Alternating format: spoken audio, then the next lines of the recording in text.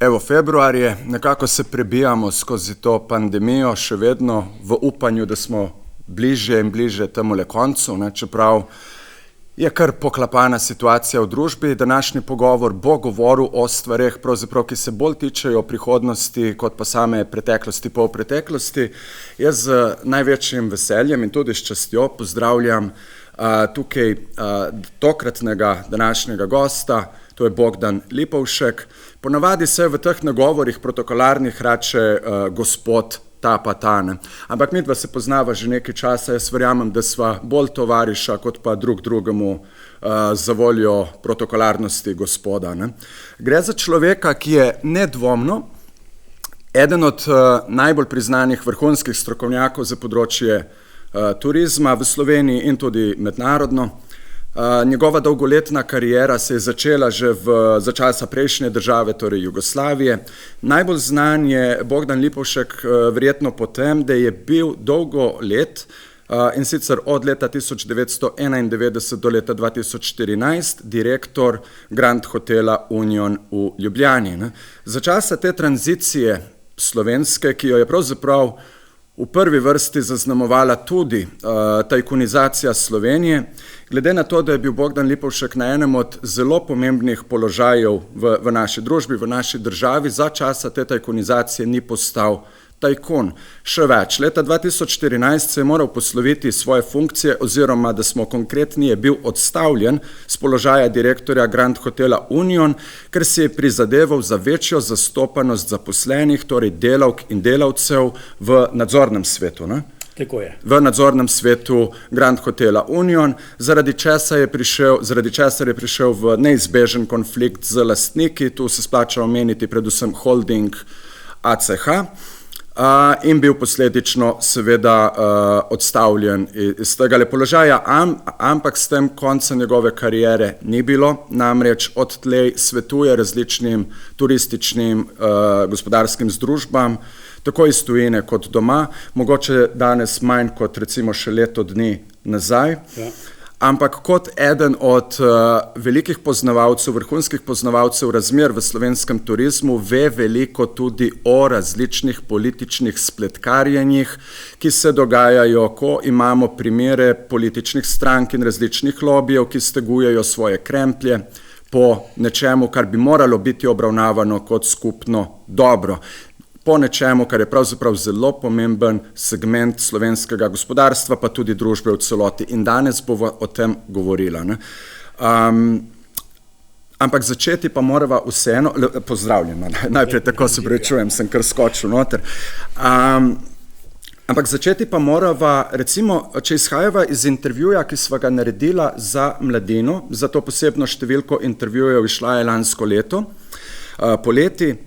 Takrat je bilo že vprašanje, v kakšnem krču se nahaja slovenski turizem, ne. Takrat je bil za nami ta prvi milejši val pandemije, danes so zadeve seveda bistveno hujše.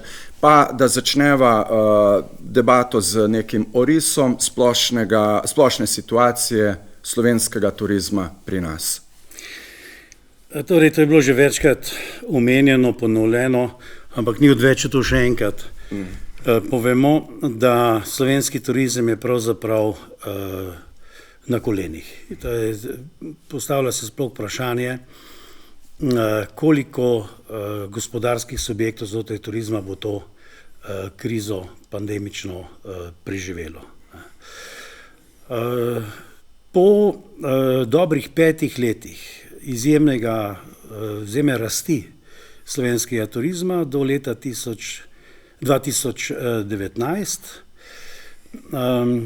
kjer se je zdelo, da se stvari lahko gredo samo še navzgor, lahko se samo še zboljšujejo. Skozi je bilo govorjeno o rekordih, ki jih dosega turistična gospodarska panoga, tako da je bilo včasih že treba opozoriti na to, da turizem je gospodarska in ne športna panoga, in da rekordi tudi v gospodarski panogi so se izjemno dobrodošli, da pa je turizem, kot vsaka gospodarska panoga, tudi podvržena določenim nihanjem na trgu in da preprosto krivulja se ne more samo vzpenjati. Turizem je bil že prej v težavah, vendar ta vzpon zadnjih 5 let ni rešil temeljnih problemov slovenskega turizma. Zaradi dobrih poslovnih let so ti ostali zakriti. No, kar naenkrat pride pa do pandemije, ki je nihče ni mogel predvideti, in turizem je seveda tukaj doživel daleč največji udarec. Nekateri večji, ki so imeli še nek akumuliran dobiček iz preteklih let, bodo to nek veliko lažje prenesli. Gre pa za podjetja, ki so popolnoma normalno funkcionirala, morda so se celo zakreditirala za kakšno investicijo in tako, ki bi zlahka lahko servirala svoje obveznosti do bank in ostala seveda temelj slovenskega turizma, naenkrat pridejo v nemogočo situacijo, kjer obstajajo visoki fiksni stroški in praktično nič prihodkov. Tako da v taki situaciji ni nobena druga gospodarska panoga v Sloveniji kot turizem. To je seveda posledica tudi ukinjanja vseh mednarodnih letalskih linij. Ne govorimo o tem, da seveda dejstvo, da nima več nacionalnega avioprevoznika, temu tudi so prispeva, čeprav v tej situaciji tudi ne bi mogli kaj dosti pomagati. Predvsem gre za odsotnost tudi prekooceanskih letov z turističnimi skupinami, ki smo jih bili v Ljubljani in pa so v Sloveniji v veliki meri deležni. Zdaj, kot vemo, vlada je poskušala tukaj z nekaterimi ukrepi nekako umiliti to situacijo. Zdaj, ti ukrepi po mojem mnenju niso bili do kraja premišljeni. Vemo tudi, da vse te državne pomoči, ki so bile namenjene turizmu z tako zvanimi turističnimi boni ali vavčerji, kakorkoli jih že imenujemo, so pravzaprav pomagale samo delu nastavitvenih obratov. V glavnem seveda so bile to slovenske terme in pa slovenska obala, medtem ko je ves ostali del turizma praktično izvisel. Tukaj govorim o tako zvani industriji srečanj, ki se je v Sloveniji zadnjih 10 let izjemno razvila in je postavljena Ljubljana na zemljevid zanimivih kongresnih mest. Govorimo seveda o mnogih gostincih, ki so imeli pač svoje gostinske obrate, SP-je, ki z svojim delom nikoli v življenju ne bi obogateli, so lahko pa normalno živeli. Kot normalno življenje pač predpostavljam, da so lahko servisirali svoje obveznosti, ki so imeli do dobaviteljev, kjer so lahko z nekim minimalnim dobičkom tudi poslovali, kar je omogočilo tudi, recimo, če je bilo družinsko vodene podjetje, družini normalno življenje in kar naenkrat niso na robu prepada, ampak so pahnjeni v prepad. Nastanejo izjemne osebne frustracije in seveda tudi velika gospodarska škoda. Potem moramo tudi razmisliti o agencijah turističnih, ki so ravno tako v izjemno nezavidljivem položaju. In ne smemo pa tudi zaobiti dejstva, da je bil turizem razglašen kot strateško pomembno panogo, seveda nacionalno pomembno panogo, kar ima svoje razloge in to dobre razloge. Namreč turizem je eden največjih zaposlovalcev v Sloveniji. Podatki so sicer različni. Največji podatek, ki govori o zaposlenosti v turizmu, pove, da naj bi bilo v turizmu, in mislim, da bo to tudi držalo, okrog 60 000 ljudi zaposlenih. Seveda tukaj govorimo o neposredno zaposlenih v turizmu. Če štejemo zraven še recimo družinske člane, lahko rečemo tu med 180 in 200 000 ljudi v Sloveniji, ki je neposredno prizadeto za tem stanjem v turizmu. V taki situaciji, ko imamo razglašen turizem kot strateško pomembno nacionalno panogo, potem bi človek pričakoval neko racionalno ravnanje države oziroma vlade do turizma, s tem, da pomaga preživeti čim večjim majhnim SP-jem do velikih delniških družb, do preživetja, kajti turizem je vedno znova kaže svojo izjemno trdoživost. Res je, da je po eni strani občutljiv in ta občutljivost se kaže zdaj v tej pandemiji. Po drugi strani pa, ko bo ta pandemija enkrat konec in bojo konec, bo je pravzaprav podjetja, ki bodo preživela, lahko začela delati tako, kot so delala prej. Zdaj neke podatki so, da bo okrevanje slovenskega turizma trajalo po pandemiji do leta 1924. To je zdaj spet en izmed takih podatkov, s katerimi pravzaprav ne vemo, kaj bi počeli. Do 2024? 2024, pardon. 2024. Namreč nihče ne ve, kdaj bo konec te pandemije. Jaz ne verjamem, da bo turizem po koncu pandemije rabil nekaj let, da se pobere, morda bo trajalo nekaj časa, da se dosežejo rezultati iz leta 2019. Vendar je treba pomisliti tudi o tem, da ljudje ne samo pri nas, ampak ljudje v Evropi in po svetu imajo pravzaprav teh pandemičnih omejitev preko glave dovolj. In vidimo tudi pri nekaterih naših hotelskih podjetjih, ki pravzaprav so stand-by in so pripravljeni tako rekoč v roku enega tedna zagnati kompletno delovanje naprej. In ker pa imajo že nekatere rezervacije, jih morajo zaradi teh omejitev seveda odpovedovati. In zanimivi so odzivi ljudi, ki pravijo, seveda popolnoma razumemo, ampak prosim povejte, a veste, kdaj bi pravzaprav lahko normalno začeli delati, kajti mi komaj čakamo. Ko bo pandemija konec, bo po moje nastala, ne bom rekel euforija, ampak neka razbremenitev, eno olajšanje.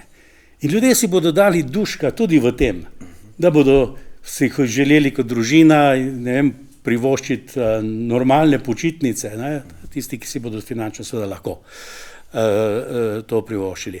In turizem se bo zelo hitro pobral, o tem ni nobenega dvoma. Saj takih zanihljajev, kot je ta pandemični, nismo še imeli.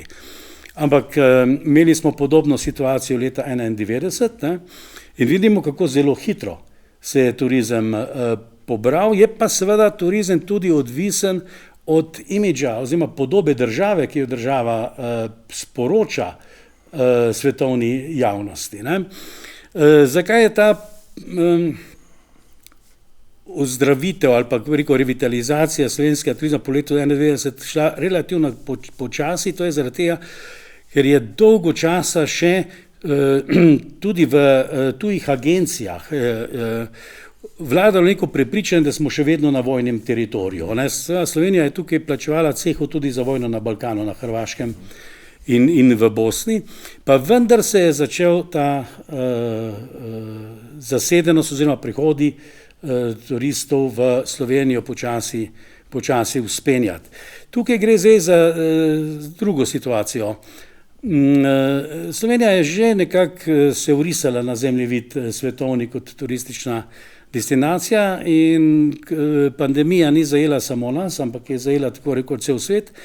In ko bo enkrat tega konec, mislim, da bo zelo hitro prišlo do ponovnega vzpona turističnega gospodarstva. Je pa vprašanje, v kakšnih situacijah, v kakšni kondiciji bo takrat ta naša gospodarska panoga. In pravzaprav eno od vprašanj, o katerem bova tudi se pogovarjala, je, koliko bo ta slovenski turizem pravzaprav sploh še slovenski. Ker to je ena od teh groženj, ki jih opažamo, ko se bomo spustili recimo v posamezne načrte, ki jih imajo določeni ljudje iz vladajoče koalicije, do slovenskega samega turizma. Ampak eno vprašanje, preden gremo sploh na to, ker je blizu 200.000 ljudi je tako ali drugače odvisnih od zdrave kondicije slovenskega turizma. Že zdaj imamo blizu 300.000, če ne več, zaradi posledic pandemije, ljudi na socialnem robu. Dodamo to, in to številko smo imeli že prej, dodajamo 10.000 novih ljudi. Jaz razumem, da bo prišlo do neke razbremenitve, do nekega vzhičenja, potem, ko bo konec pandemije, ampak me zanima, koliko stvari bo pravzaprav takrat še obratovalo. Ne želim zveneti apokaliptično, sploh ne senzacionalistično, ampak poznam ogromno primerov raznoraznih turističnih in sorodnih obratov samo v Ljubljani, ki se ne bodo več odprli. Ja. Ja, ta nevarnost seveda obstaja, je pa zelo težko jo oceniti. Koliko, kakšna bo izguba pri številu lukrativno delujočih podjetij. Govorim zdaj od malih SP-jev naprej do teh velikih sistemov. Ti veliki sistemi, kot so recimo Sava Turizem, Čatež in tako naprej, ti bodo preživeli. Tem ni nobenega dvoma, seveda z nekim močnim zanihljajem. Problem pa je za stotine in stotine manjših hotelov, ki so integralen del slovenskega turizma in ki so neverjetno pomemben del slovenskega turizma. Kakšna bo ta situacija, je pa danes zelo, zelo težko oceniti. Mislim, da bomo deležni vrste stečajev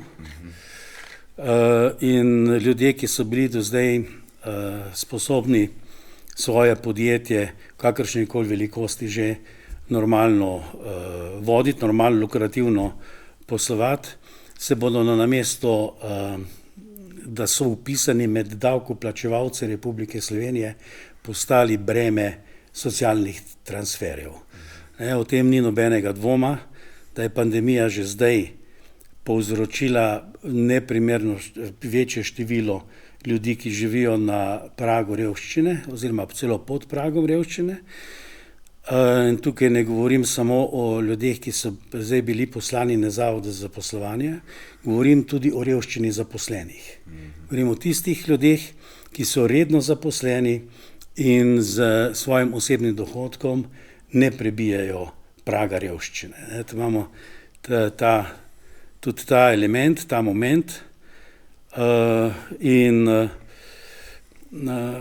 tukaj bi pričakoval človek svojo neko senzibilnost s strani vlade oziroma države. Strani vlade, neko senzibilnost, ki pravzaprav pomeni tudi gospodarno ravnanje.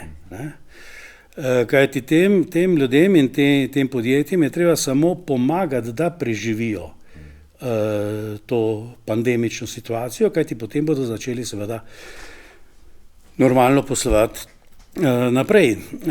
Žal pa ravno te senzibilnosti pogrešamo, enostavno ni. Se to je to, ker pač enostavno država, govoriva samo o turizmu tukaj, zavedamo se, da so vsi sektori družbe, ne bomo jih zdaj naštevali, vsi sektori družbe pač prizadeti tako ali drugače. Zdaj, če je turizem v Sloveniji velikega nacionalnega pomena, torej gospodarski sektor velikega nacionalnega pomena, bi to senzibilnost države pričakovali. Kar nas zgodovina, tudi popretekla zgodovina uči, recimo, kar smo se naučili od krize, svetovne finančno-gospodarske krize 2008-2009 in nadalje, kar je trajala, je to, da se pač v takšnih okoliščinah dogaja padec manjših podjetij, manjših ustvarjalcev, manjših firm in tako naprej, ustvarjajo in krepijo se monopoli. Velikokrat vidimo, da se krepijo banke. Torej, banke, ki jih mi moramo reševati, ko pride potreba za to, pa moramo, hočem reči, prisiljeni smo v to. Nihče nas niti pravzaprav ne vpraša. Milijarde grejo za banke, banke potem kupujejo recimo mala podjetja in tako naprej. Skratka, vse gre po piramidi navzgor, kopiči se bogatstvo najbogatejših ljudi, socialni prepad se pa seveda povečuje in to mene skrbi. Ne moremo predvideti, kaj bo konkretno s slovenskim turizmom zaradi te pandemije in napačnih odločitev te vlade, ki jih bova še komentirala. Skrbi me to, da smo te scenarije pravzaprav že videli. In da drugih scenarijev tudi ne poznamo. Pravzaprav scenarij razvoja turizma, tako kot so si ga zamislili na Ministrstvu za gospodarstvo oziroma gospod Počivalšek, je pravzaprav nastajal že pred pandemijo. Ni to zdaj, da je zdaj izum teh okoliščin. Že pred pandemijo, ampak takrat seveda so bile okoliščine normalno bistveno drugačne, kot so danes. Ampak že ta način, ki ustanavljanja tega slovenskega turističnega holdinga, kjer naj bi povezal vsa velika ali pa večja podjetja v slovenskem turizmu v enoten državni holding na način, da država poveča lastniški delež v teh podjetjih in potem ustanovi seveda ta holding, ki je pravzaprav po imenu holding, sicer gre pa dobesedno za koncernsko vodenje, ne. Pravi, gre za dirigiranje odločitev, kjer so menedžerji v glavnem samo izvajalci navodil, ki prihajajo z politične sfere, praviloma ne prihajajo neposredno, razen v obliki morda razgovorov na 4 oči ali kakšnih telefonskih zahtev oziroma navodil, ampak so tukaj nadzorni sveti instrumentalizirani v to, da prenašajo na uprave zahteve lastnikov. Ne. No in zdaj ne bi porabili denar slovenskega proračuna za to, da bi povečali lastništvo v podjetjih, turističnih podjetjih, kjer je država že tako in tako prisotna. Bodi si kot SDH, bodi si kot kapitalska družba in tako naprej. Ima že vendar je v teh firmah država eden izmed lastnikov. Razen v 2 primerih, to je Hit Gorica in pa Kobilarna Lipica, kjer je država 100% lastnik. Zdaj seveda vprašanje, kakšen smisel ima to povečati državno lastništvo v teh praviloma javnih delniških družbah.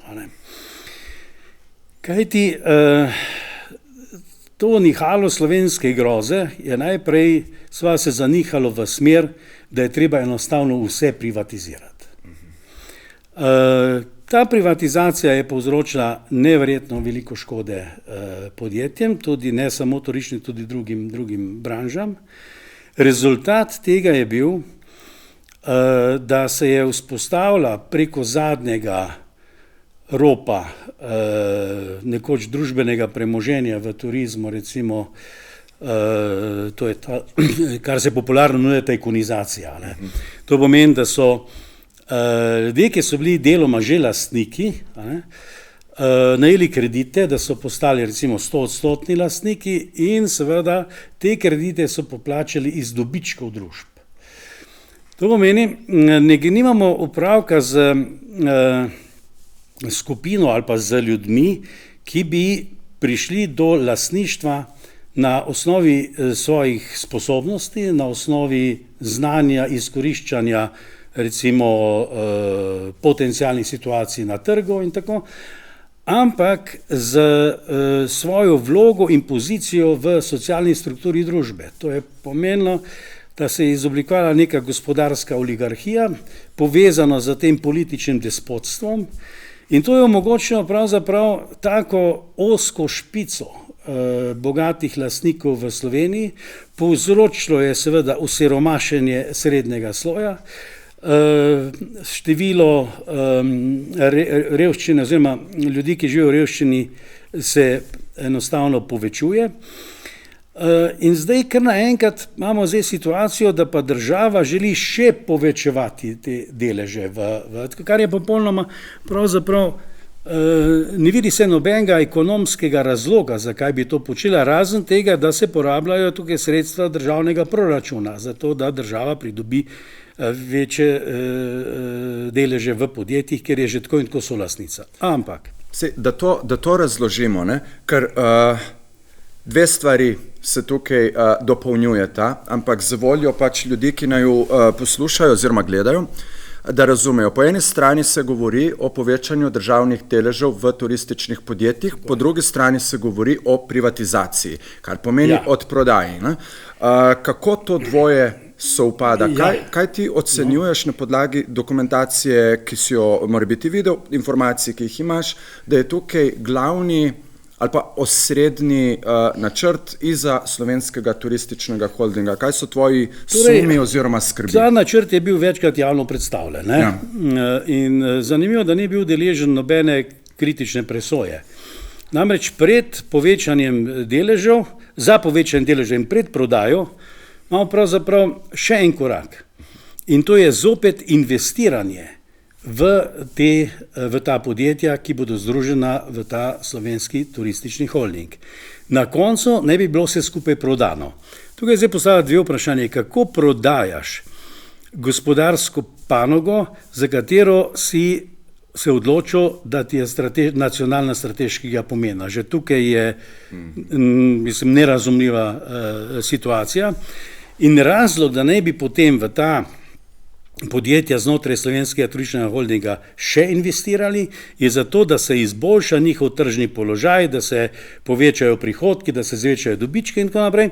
Seveda to zdaj vse narediš, potem imaš gospodarsko panogo, ki je v izjemni dobri kondiciji, je strateška in potem jo greš prodajati. Mislim, tukaj preprosto ni ene logike takega načina ravnanja. Dobrega gospodarjenja, recimo. Ja. Ima nobenega smisla vse skupaj to. Zdaj, zanimivo je, da je skozi v javnosti visi v zraku, da je ta slovenski turistični holding, povečevanje lastništva v delniških družbah, zdaj od javnih delniških družbah strani države, da je to povečanje teh sredstev, skratka investiranje, torej investira, da se izboljša tržna situacija, ne, in potem to seveda prodaš. Ne. To je, v tem ni nobene logike. Sklicujejo se na to, predvsem tudi minister Počivalšek, da je to zapisano v strategiji razvoja slovenskega turizma iz leta 2017. Zanimivo, če preberete natančno to strategijo, o tem ne boste našli niti besede, kaj šele stavka v sami strategiji. In že to vzbuja neko vrsto sumničenja, da sklicevanje na strategijo, da to, kar mi delamo, je v skladu s strategijo, v strategiji pa tega ni. Že to je nekako nenavadna zgodba. Da tukaj taka sumničenja niso brez osnove, je pravzaprav se začelo že pri samem pisanju te zadnje strategije, kajti zgodilo se je nekaj, kar je pravzaprav spet nerazumljivo, kako ob ljudeh, ki so strokovni v Sloveniji in poznajo zelo dobro turistično panogo, ko beremo, kdo so avtorji slovenske strategije razvoja turizma, vidimo, da so to v glavnem avtorji iz hrvaške firme Horvat Consulting. To je firma v Zagrebu, ki se sicer ukvarja z svetovanji v turizmu. Deloma je sodeloval tudi Center za poslovno odličnost ekonomske fakultete, ne?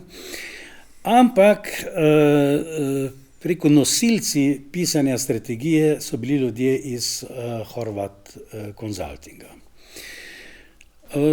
Tukaj se že postavlja vprašanje, kako to, da daš nacionalno strategijo pisati neki privatni firmi iz druge države. Ne? Ki je nam konkurenčna. Prvič, nam je konkurenčna, to je prva zadeva, ampak druga zadeva je tudi v tem, da ne veš, kako in s kakšnimi interesi so bili napisani ti določena mesta v tej strategiji, ker piše naprimer, da bomo zgradili, jaz ne vem točno želel hotelu, ampak v tej času tej strategije naj bi zgradili v Sloveniji vsako leto po 6 novih hotelov in podobno. Se pravi, strategija je bizarna. Je bizarna, ni vredna niti papirja, na katerem je napisana. Ampak zanimivo je, da ti najprej pokličeš neko firmo iz Zagreba, ignoriraš svoje domače strokovnjake, ne? In potem se v nadaljevanje, ko ustanavljaš ta turistični holding, sklicuješ na nekatere analize, ki jih je opravila ta ista firma. Skratka, v javnosti je znano, večkrat je bilo to že povedano, nobena skrivnost, da je firma Horvat Consulting iz Zagreba svetovala ministru Počivalšku podržavljanje večjega dela večjih slovenskih turističnih firm. Kar je seveda samo po sebi popolnoma nejasno. Zakaj? Če pa vemo, da Horvat Consulting tudi sodeluje pri kupovanju, oziroma v velikih nepremičninskih hotelskih poslih. Recimo Horvat Consulting, sicer ne iz Zagreba, ampak z Dunaja, je instrumentaliziral recimo nakup verige Holiday Inn od strani Intercontinental hotelov. To je bil normalen postopek, dve strani so se strinjale, da Horvat Consulting to mediatorsko vlogo prevzame in tako naprej, to samo po sebi ni seveda nič spornega. Sporno pa je to, da so vsi dokumenti, ki govorijo o tem in kakšne ne bi bili učinki tega podržavljena in na koncu seveda tudi prodaje, strogo varovana skrivnost. Upravka imamo z javnimi sredstvi. Samo da povzamemo, skratka, slovenska turistična stroka, ki ni zanemarljiva, prav gotovo ne, ni bila povprašana za to, da sodeluje pri izdelavi strategije slovenskega turizma, ampak je bilo za to vprašano podjetje z Hrvaške in to analizo, ki jo je naredilo, je sveto varovana, kot bi se reklo, skrivnost. Zdaj, svoja strategija sama ni skrivnost, to je jasno, je celo objavljena. Kaj pa je potem tukaj, recimo, kaj je tisto, kar je skrivnost? Skrivnost je, da je Ministrstvo za gospodarstvo naročilo izdelavo analize poslovanja vseh teh slovenskih podjetij, ki ne bi bili združeni v slovenskem turističnem holdingu. To pomeni, da so ta podjetja morala dati vse podatke o svojem poslovanju, tej firmi in na osnovi te analize je Horvat Consulting svetoval podržavljanje slovenskega turizma. Tukaj je pa zelo nenavadna zadeva, zaradi tega, ker če gre za javne delniške družbe, so pravzaprav njihovi letna poročila objavljena.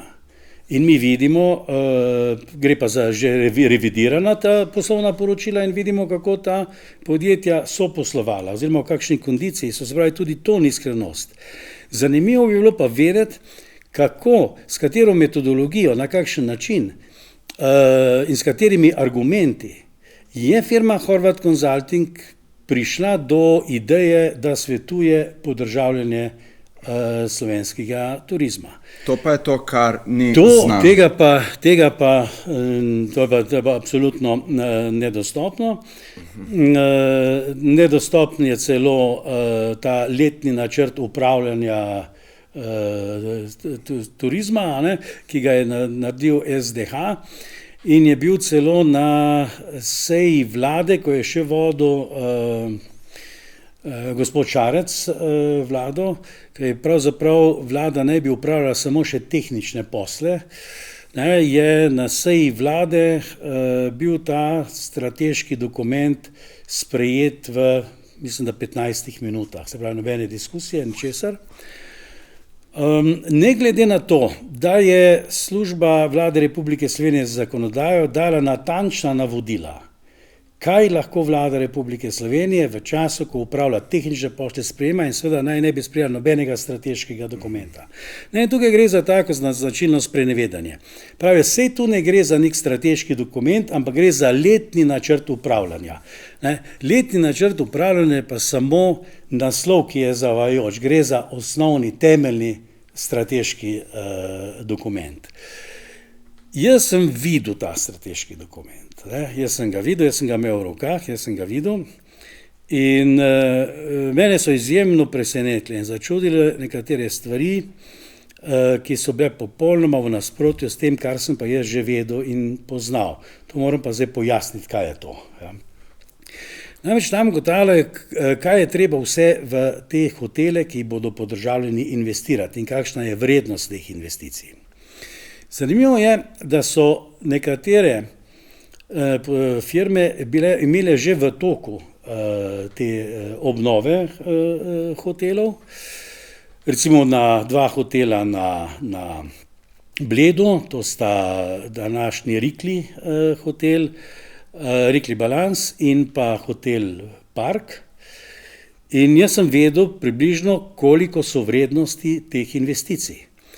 To, kar me je presenetilo, da sem na hitro lahko ugotovil, da so številke, ki so v tem dokumentu strateškem, ki je tako poslovno varovana skrivnost, 3 do 4 krat višje, kot so jih naračunali v posameznih podjetjih.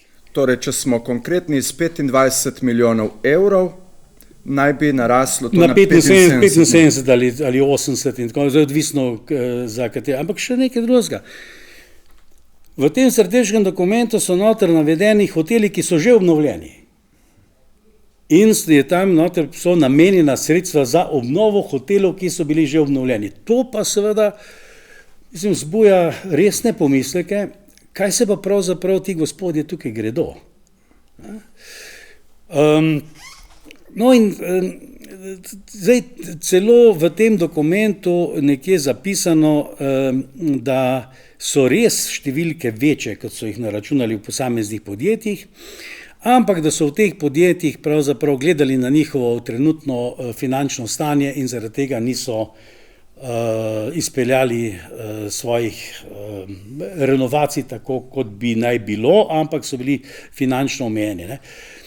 Zdaj, seveda, tukaj se postavlja vprašanje, ker moje kolegice in kolegi, ki zdaj vodijo te velike ali pa večje sisteme, ki so tudi zabeležene v tem potencialnem holdingu, niso ljudje, ki ne bi vedeli, kaj počnejo. Niso ljudje, ki ne bi vedeli, kako se obnovi nek hotel. Ne samo po vsebinski plati, ampak tudi finančno. Kje je tista meja finančnega investiranja v izboljševanje hotelov, zato da ohranite konkurenčnost ali celo povečate svojo. Oni to znajo narediti. Imajo tudi strokovnjake, ki jim to pomagajo. Vemo natančno, kakšne so cene, recimo gradbeno-obrtniških del, vemo, kakšne so približno ocene opreme hotelske in tako naprej. Tukaj vidimo, da imamo opravka z številkami, ki so popolnoma nerazsodne. Imamo krasen primer gradnje Intercontinental hotela v Ljubljani, kjer je bila izjemno zahtevna gradnja, kjer je hotel narejen res po vseh sodobnih standardih, kot je tudi Intercontinental veriga zahteva, in da ta hotel sredi Ljubljane, mislim, da za 175 sobami, popolna nova gradnja, zahtevna gradnja, je stal 36 milijonov evrov. To, kar se dogaja zdaj z tem višanjem vrednosti obnov, to smo že doživeli. Doživeli smo to, na primer, pri obnovi hotela Palace v Portorožu. Prva številka, ki je bila za hotel Palace objavljena, je bilo 36 milijonov evrov za obnovo tega hotela. In takrat smo rekli, super, to bojo naredili zdaj res špica. Ni da ni, ne bojo šparali pač pri sami obnovi, bojo rešili v izjemno obnovo in revitalizacijo.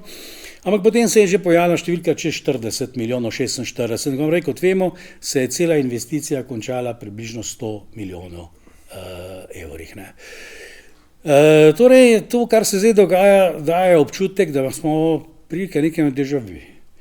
Zgodba, ki se je že zgodila, se dogaja očitno tudi zdaj. In po moje je to razlog, da je ta dokument tako strogo varovana skrivnost. Noter je še en podatek, ki sem ga tudi že objavil, oziroma je bil objavljen, da do leta 2022 je v tem dokumentu namenjenih za razna naročila raznih finančnih pregledov, plače zaposlenih, ki delajo na tem, potem pridobitev določenih strokovnih mnenj in tako naprej, namenjenih do leta 2022 4,2 milijona evra. 4,2 milijona evrov je za to vsebino, ki jo navaja ta dokument, številka, ki ne more biti utemeljena v nobeni racionalni presoji stroškov za izvedbo takega projekta. Tukaj gre očitno za to, da imamo spet primer, kako se z pozicije politične moči lahko instrumentalizira posamezna gospodarska panoga zato, da se prelijajo sredstva državnega proračuna na račune, osebne račune ljudi, ki tem sodelujejo, na račune seveda tudi političnih strank preko raznih zank. In tukaj vidim edino in samo logiko slovenskega turističnega holdinga, toliko koliko nam je zdaj do zdaj, da se bo seveda iz Slovenije v davčne oaze spet prelevilo znatni del narodnega bogatstva. Nekateri, ki poznajo stvari nekoliko bolje in so blizu temu, tej umazani raboti, ocenjujejo, da bi to bilo med 80 do 100 milijonov evrov. Meni se je zdela ta številka ogromna, previsoka, na kar sem dobil odgovor, pa saj ste sam preračunal, kakšna je razlika med vrednostjo renoviranj investicij, ki so jih podjetja sama računala, in vrednostjo, ki je zapisana v tem strateškem dokumentu. Seveda, lahko pa, da je to vse res in da vse to štima in da ima neko svojo logiko. Ampak če jo ima, zakaj potem tega dokumenta ne moremo videti? Niti Horvatove analize, niti tega strogo varovanega dokumenta. Mislim pa, da smo prišli v situacijo,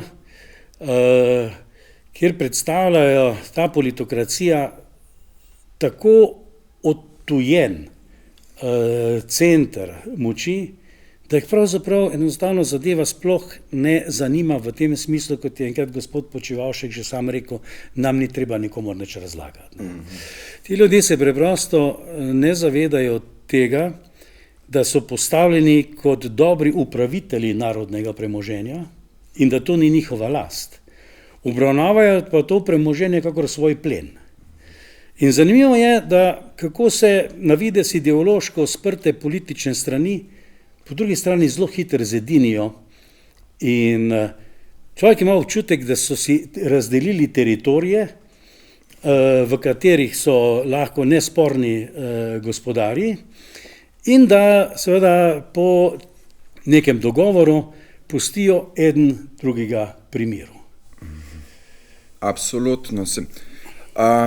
Bova lahko recimo tudi kasneje to podprla s stvarmi recimo ustanavljanja podjetij, hedge skladov in tako naprej, Cipr in tako dalje, kjer sodelujejo in levi in desni, nam prepuščajo mizerne ideološke politično, dnevno politične razprtije, medtem pa so eni in drugi prisotni v raznih podjetjih, za katere mi, če kdajkoli zvemo, moramo biti ali dobro obveščeni ali pa po golem naključju. Ampak pri Slovenskem turističnem holdingu, da povlečem samo nazaj, pa eno črto čez vse skupaj, skratka, s prilivom denarja v tako imenovane investicije oziroma v investicije, ko vidimo, da gre za napihnjena števila. Omenjena sta bila dva primera, ampak jih je več. Več jih je, ja. Tukaj že lahko gre na desetine milijonov evrov. V nadaljni fazi odprodaje pač tega narodnega, nacionalnega strateškega sektorja, gre pa lahko seveda še vsaj na desetine več. In če mi pogledamo ta slovenski turistični holding, jaz smatram, da so ti sumi upravičeni in da je upravičeno to, kot tudi ti praviš, da gledajo na pač to, kar naj bi bilo skupno dobro, kar naj bi bila družbena lastnina. Nek pač pravzaprav nacionalna strategija za razvoj države, za prihodnje generacije in tako naprej, da se res vedajo do tega, kot da je to njihov plen. Namreč mi moramo se spomniti, da je, ti si to že povedal, bom samo povzel, Marjan Šarec je in obstajajo neki dovolj podkovani, dovolj argumentirani sumi, Počivalšku pravzaprav dal Slovenski turistični holding na pladnju za časa tistih 15 minut, ko je bila vlada samo tehnična, zato da bi ga kaj, verjetno lahko sumimo, obdržal pri sebi. Verjamem pa tudi, da je Počivalšek in ves njegov SMC, to, kar je pač v parlamentu, te rokice, da so tam zaradi tega, da pod ena dobijo ta slovenski turistični holding in da politični mrtveci, ki ne morejo računati več na politične karijere, lahko računajo na zelo veliko denarja v nekem privatnem sektorju in seveda pripadajoče položaje.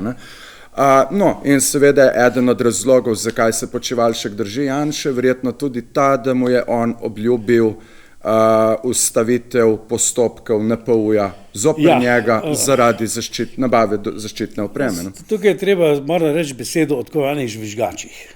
Pa reciva. Ja, eni so recimo vrste gospoda Galeta, ki se je javno izpostavil. Drugi vrste žvižgačev, izjemno pomembni, so pa tisti, ki se nikoli ne bodo javno izpostavili. Ker se preprosto ne morejo javno izpostaviti. Zaradi tega, ker če bi bili prepoznani, da so preko njih prišli določeni podatki v javnost, bi ne samo izgubili službo, bili bi nezaposljivi, moramo zdaj, to so ljudje, ki imajo družino in ne bojo postavili tega pod vprašaj. So pa neposredno prisotni in vidijo, kaj se dogaja, in med njimi so tudi seveda izjemni strokovnjaki. So tudi veliki poštenjaki, ki enostavno se jim zagabi, ko vidijo, kaj se počne in kako se ravna z premoženjem države, oziroma z narodnim bogatstvom, in enostavno potem seveda so pripravljeni seveda zelo zakrito posredovati v javnost posamezne informacije. Zdaj tukaj ne morete narediti čisto nič drugega, kakor to, da prosite recimo ministrstvo za vpogled v tak dokument. To je celo storila, časopis Mladina je to storil in seveda dobil negativen odgovor ministrstva za gospodarstvo. Na kar je prišel do kontakta z informacijsko pooblaščenko. Govoriva o dokumentu, samo da povemo. Tako je, govoriva o dokumentu, to je tako letni načrt upravljanja s turizmom oziroma ta slovenski turistični holding. No, se je seveda prišla situacija tako daleč, da pooblaščenka, ta informacijska pooblaščenka zahteva od vlade, da ta načrt da v pogled časopisni hiši Mladina. Zanimivo pa je, da zavrnili so pa dokument, ki je ravno tako temeljen, če ne še bolj, to je pa Horvatovo analizo. Horvatovo analizo, ker ta je pa tista, na katero se skozi sklicujejo, da so strokovnjaki. Na osnovi analize, ki so jo naredili poslovanja, svetovali to podržavljanje. To je tako nekaj tako nesmiselnega in seveda ta ključni dokument je še vedno nedostopen. Tukaj gre za stvari tudi tako daleč, da je zdaj potem bo podjetja v tem holdingu bodo očitno namenjena prodaji, se tako je bilo javno objavljeno, ampak mi niti ne vemo, po kakšni ceni bodo prodana ta podjetja. In to cene tudi zdaj absolutno nemogoče določiti. To so enostavno lahko samo neke špekulativne številke. Ali bojo dosežene pri prodaji ali ne, je vprašanje. Lahko se celo zgodi, in to je popolnoma relevantno vprašanje, ali bojo prodane po ceni, s katero bi sploh vrnjene vsote, ki so bile namenjene v revitalizacijo hotelov. Ali je morda kupec že znan, pa se dela tukaj posebna usluga kupcu, ki bo pridobil nove obnovljene hotele za ceno, ki je absolutno danes ne morete predvideti. Tudi steklena kugla vam ne more tega povedati, kamoli še kakšna resna ekonomska analiza. In tukaj je seveda ta brutalna situacija, ki jo večkrat doživljamo, da to politično despotstvo za svojo osebno korist in za politično preživetje instrumentalizira celo gospodarsko panogo in s tem postavlja pravzaprav tudi v neverjeten položaj 180 do 200 tisoč ljudi, ki je v tej panogi zaposlenih. To je sploh ne morete razumeti. Ne? Ljudje se čudimo temu in večina ljudi pravzaprav ne verjame in pravi, se ne more biti tako hudo.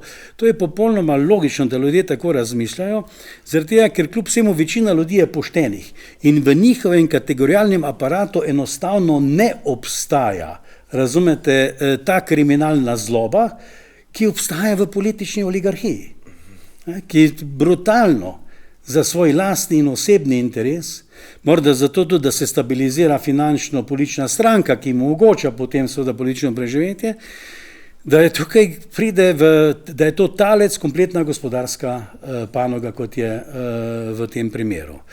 Tako da tukaj je niz enih odprtih vprašanj, ki bi bile lahko zlahka pojasnjene, če bi dobili na razpolago ta dva temeljna dokumenta. Kot vidimo pa, torej eden naj bi zdaj vendarle, ga ne bi dobili v pogled, drugi Horvatova analiza pa seveda še vedno ostaja zaklenjena. In ko smo pri tem hrvaškem svetovalnem podjetju Horvat Consulting, ne gre samo za svetovanje Počivalšku in njegovi ekipi, ampak zdaj se prihajajo neke informacije, bolj ali manj na dan, z neko sramežljivostjo še zaenkrat. Svetovala naj bi tudi Zoranu Jankoviću oziroma mestni občini Ljubljana pri nadaljnih urbanističnih strategijah oziroma...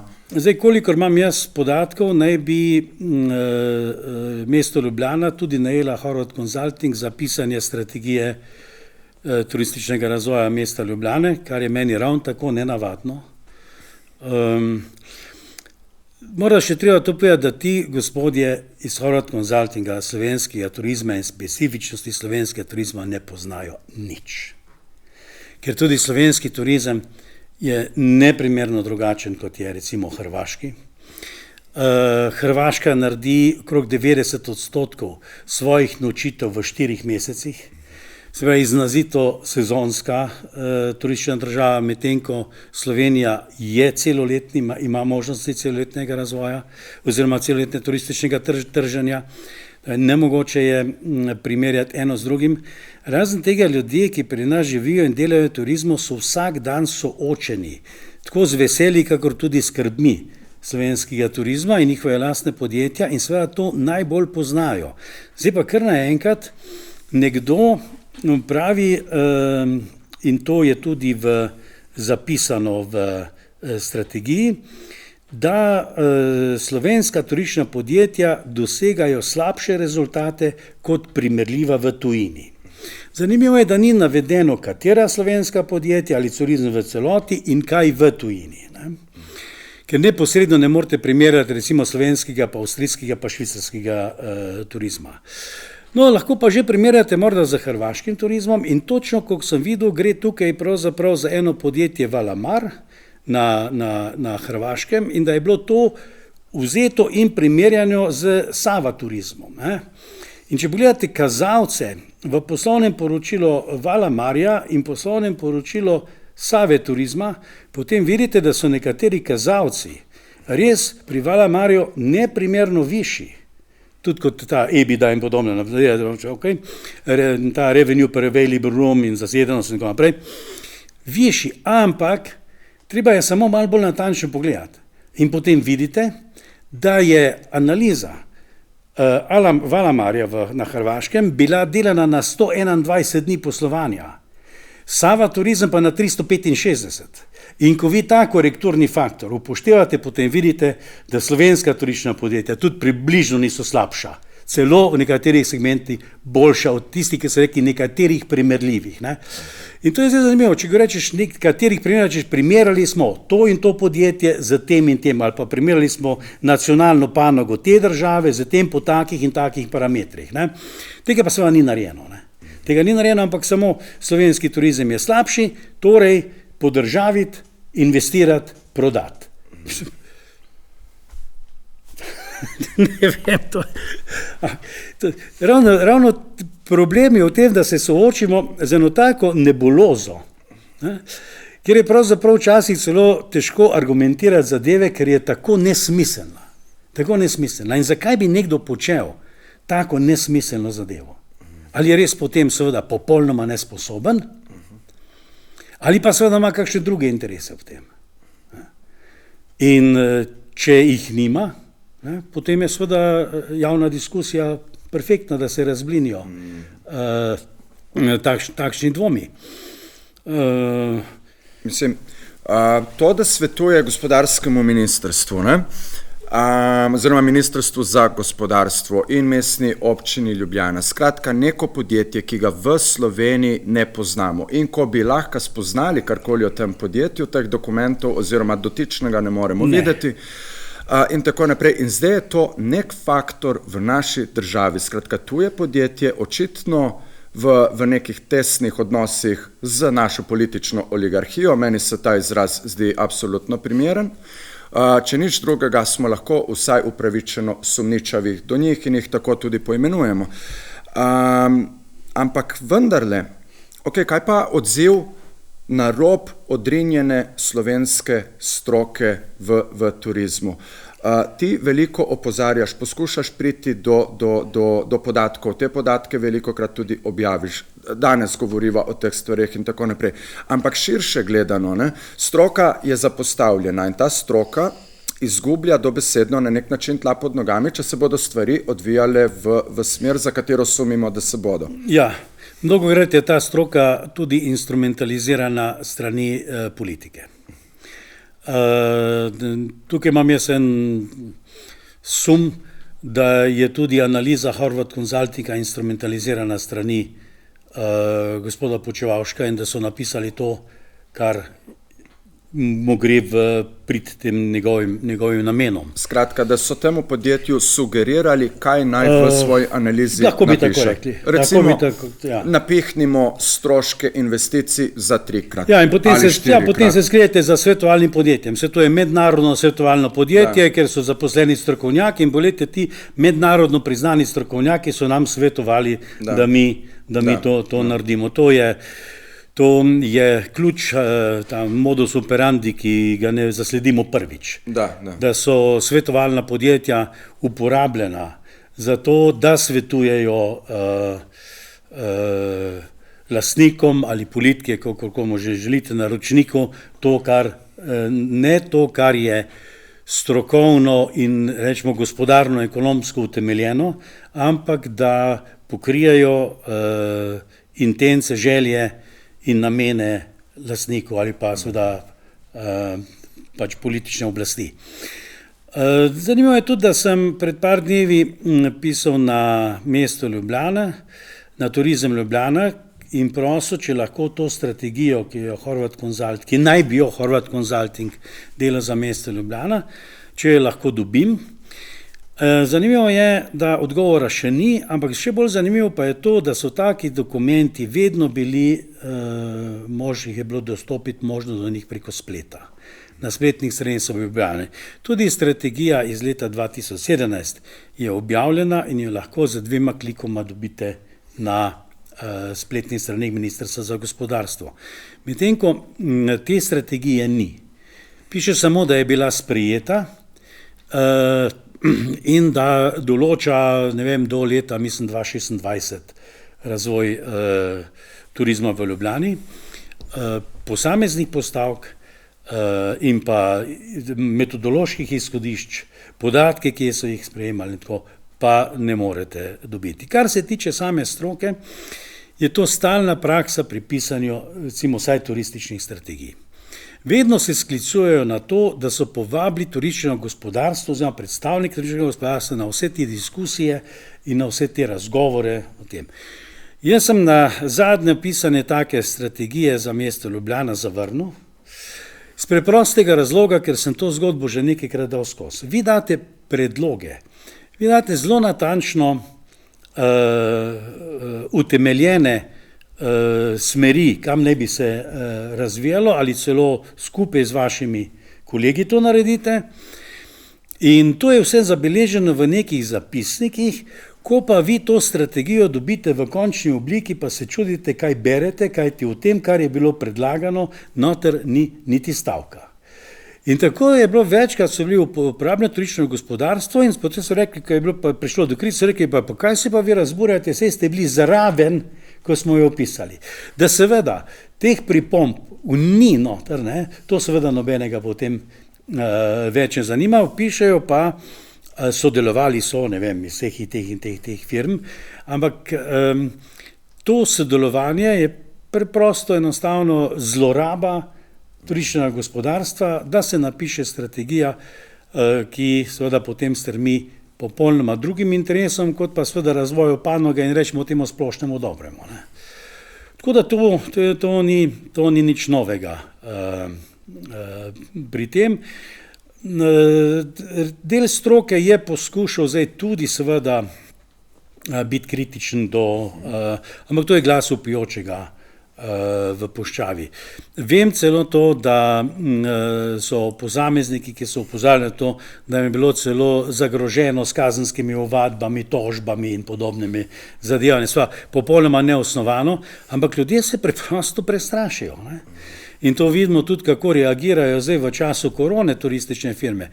Mislim, da je Gospodarska zbornica lansko leto poslala nek dokument na Ministrstvo za gospodarstvo, kjer je podpisano 15 raznih institucij, podjetij, tudi mesto Ljubljana je podpisano, potem mislim, da je Združenje slovenskih termalnih zdravilišč, da je tudi podpisan tukaj ta hotelsko združenje Slovenije in tako.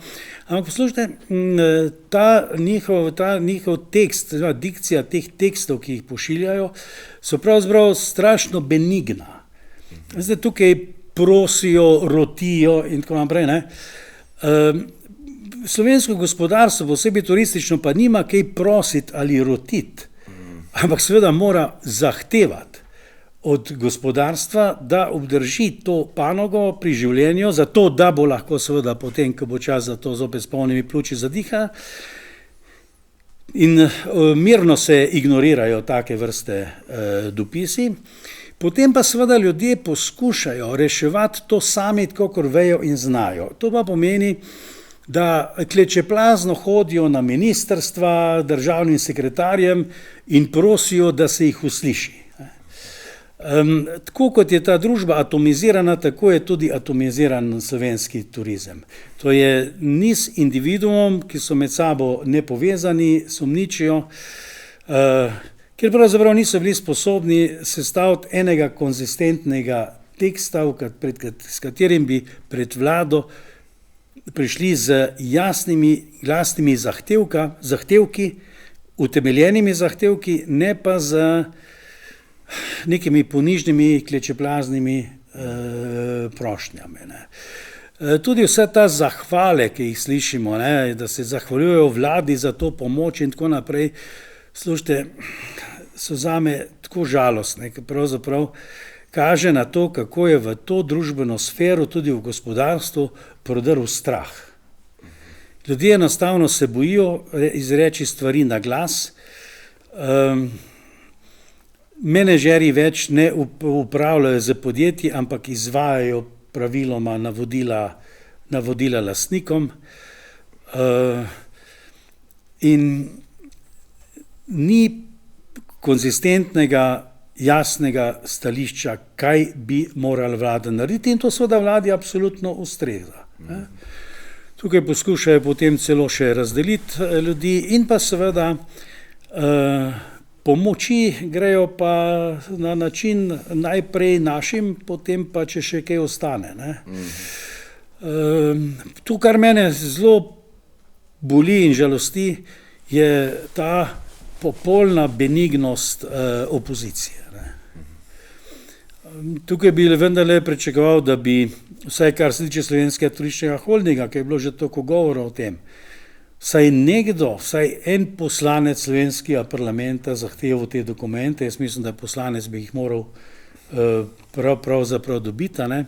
Pa vidimo, da niti diskutira se ne o tem, kar mi daje slab občutek, da so bili verjetno neki dogovori že sklenjeni. To je to, kar se upravičujem, to je to pravzaprav, kar meni ne vliva nikakršnega upanja, samo za voljo ljudi, ki naj gledajo. To snemamo, mislim, da je danes 3. februar oziroma 4. februar. Danes je prišla skratka novica, da so za Erjavcem končno zdaj strnili vrste 4 poslanci. Zdaj Janša prešteva glasove, zdaj se ne ve točno, kaj bo s to konstruktivno, nekonstruktivno zaupnico, kakorkoli, oziroma nezaupnico.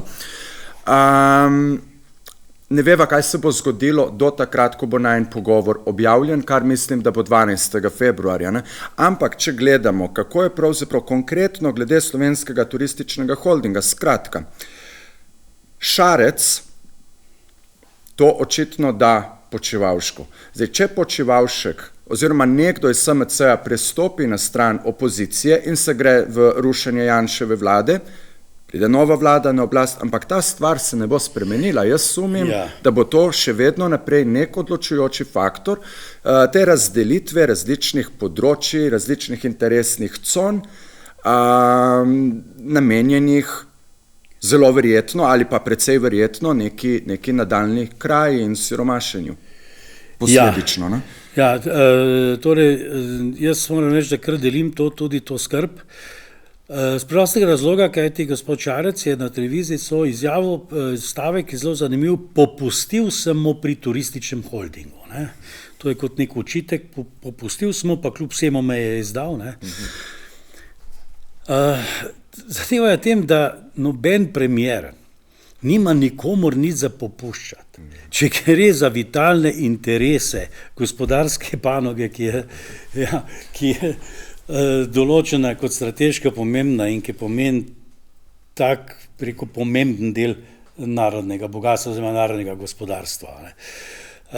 Tukaj ne gre za to, da mu je pustil v peskovniku neko igračko, s katero bo se lahko igral naprej. Ne. Točno to, če lahko. Ne. Namreč, pri Erjavcu nekaj naj bi zdaj postal oziroma cilja na to, da bi bil naslednji premier. Ne. Ampak moje nekako stališče, pravzaprav bolj kot prepričanje, je to, da pač enostavno, če bi se njemu šlo zato, da pa vse neke stvari v tej družbi spremenijo na boljše, ne? Pa verjamem, da bi naslednja vlada, torej ta, bila boljša od te, ki je absolutno težko nabere človek vse pridevnike, ki pašejo tu zraven, ampak zelo destruktivna, recimo. Ne? Ampak vendarle, zakaj potem vedno to grabljenje po pozicijah? Zakaj mora biti ravno premier?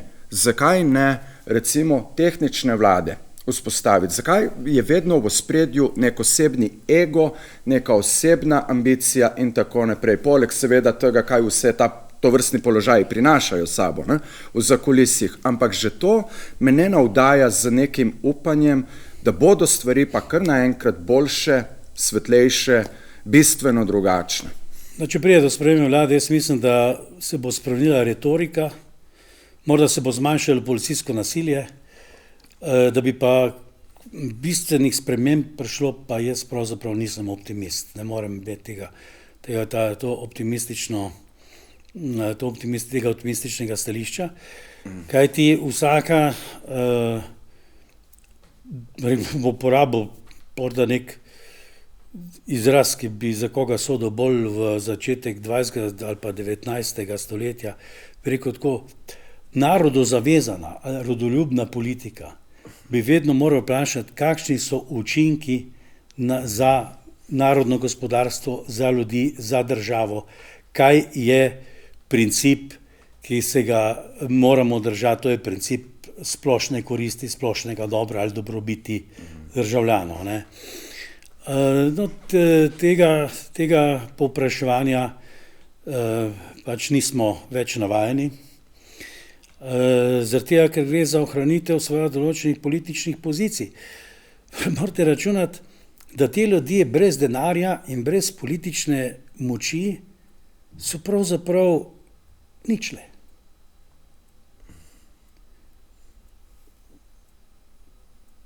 Tudi pes jih ne bi povohal. In seveda tukaj pride do te psihološke zveriženosti, ki je podkrepljena seveda še za tem neizmernim patološkim pohlepom, ki ga pa lahko realizirate samo, če imate politično moč. In tukaj smo v tem labirintu, z katerega pravzaprav jaz ne vidim izhoda. In tudi ne verjamem, da bo prišlo do kakšnih velikih revolucionarnih sprememb, ampak če se ta politika nadaljuje, očitno se bo nadaljevala, bo prišlo do sesutja, do implozije. To bo sva imela verjetno zelo težke posledice, ampak postavlja se pa tudi vprašanje pravzaprav na način, ki ga moramo postaviti z narodnostnega vidika. Torej, tukaj jaz ne govorim o tem, da smo žal ta narodnostni refleks zamenjali z brutalnim nacionalizmom in rasizmom in tako naprej.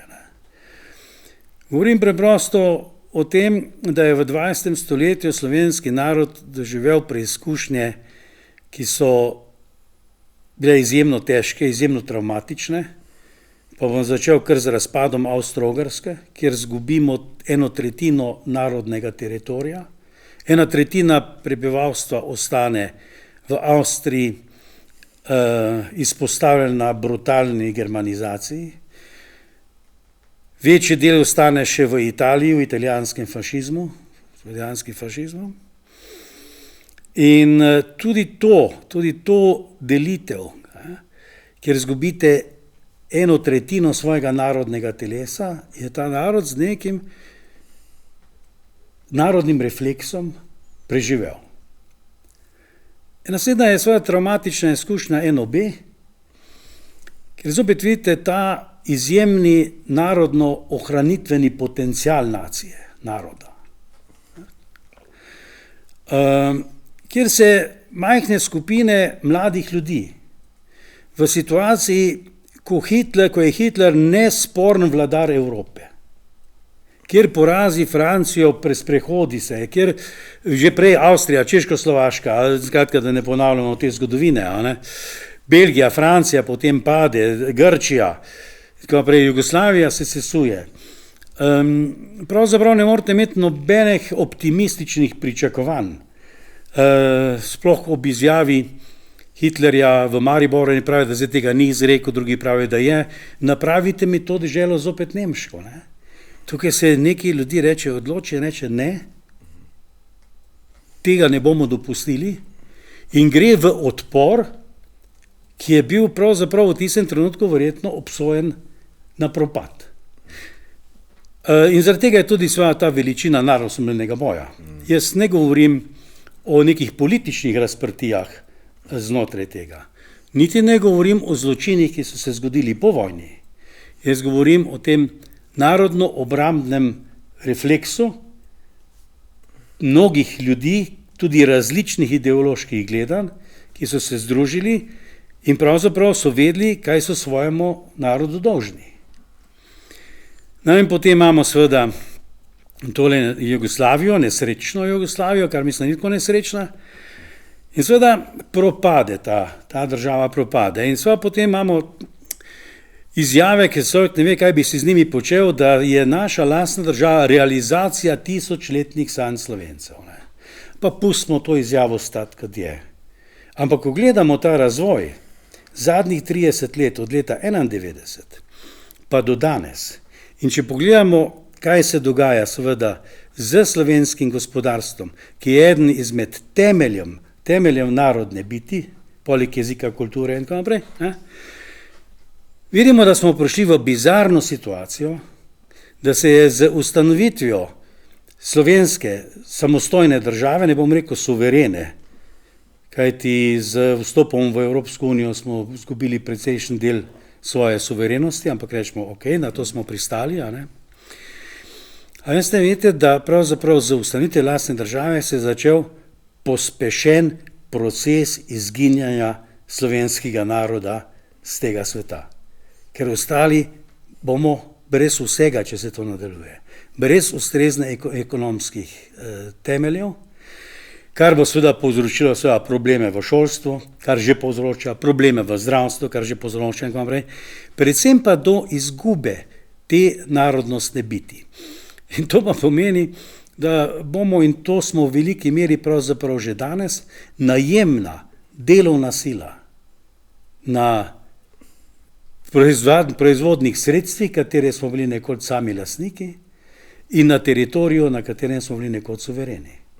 Se pravi, poceni delovna sila za tako imenovani tuji kapital. In zdaj, da ima tuji kapital ta interes, to je meni popolnoma jasno. Ampak servisiranje tega interesa s tem, da jaz osebno pridobim premoženjsko korist, ne glede na to, kaj se dogaja za skupnost, je pa svoja pozicija narodnega izdajalca. In jaz trdim, da je politika od leta 1991 narodno izdajalska politika, ki se pa zdaj razbohotila, povsem nikoli ni bila tako razbohotena in tako brez kontrole in brez nadzora, kot je zdaj. Kot državljani smo enostavno statisti, ki mirno spremljamo, bolj ali manj mirno, spremljamo ta katastrofalni razvoj. Dokler ne pride spet do nekega narodno-obrambnega refleksa. More biti. Ja, ampak ta nima z nobenim nacionalizmom nobene veze. Ne? Absolutno nima. Kajti narodno zavedni Slovenci niso rasisti. Točno, to niti ne ultranacionalisti, še manj pa neonacisti. Tako je. Ja. Jaz pravzaprav na tej točki, meni se zdijo te besede, to nazadnje, kar je bilo rečeno, tako zelo močno, kot neko sporočilo, o katerem lahko razmišljamo, da na tej točki pravzaprav nimam nekih vprašanj, ki bi lahko to debato še peljala naprej. Mi je čisto v redu, če to pustimo na tej točki, da o tem recimo razmišljava tako midva, kot ljudje, ki so naju gledali, z izjemo, če bi mogoče ti še kaj dodal. Ne, pravzaprav ne, razen morate to, da tudi jaz še vedno računam in upam na ta ohranitveni refleks. In ko govorimo o slovenskem narodu, pravzaprav hočem govoriti o državljanih Republike Slovenije, ki niso vsi Slovenci. Ja. Tako je. Govorimo o vseh. Govorimo o vseh nas, ki smo družba. Ja. Tako. In da po vsej tej naši burni zgodovini imamo svojo pravico do bodočnosti in da ne moremo pristati na katastrofalno zgodbo, da nam vladajoča politokracija kot narodu ubija narodno bodočnost. Tu lahko narediva piko. To je močno sporočilo, verjamem, da je dovolj močno tudi za vse, ki so naj ogledali. Jaz se še enkrat zahvaljujem za gostovanje, za vse povedano, ker ena stvar je tukaj pomembna. Ne? Prvo kot prvo, kje je kamera? Aha. Prvo kot prvo, zavedamo se, ali pa recimo bom jaz to rekel v svojem imenu, zavedam se, spet nismo govorili o nekih prijetnih, lahkotnih temah. In vem, da po enem letu trajanja že vsega tega skupaj, vsi čakamo na nek način neke dobre novice, nekaj dobrega, da se zgodi, nekaj svetlega in tako naprej. Po drugi strani sva danes midva tu govorila ne o neki,